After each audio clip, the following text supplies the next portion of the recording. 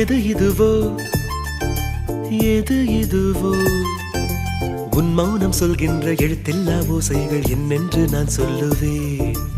இது அதுவோ இது அதுவோ சொல்லாத சொல்லுக்கு இல்லாத வார்த்தைக்கு ஏதேது அர்த்தங்களே.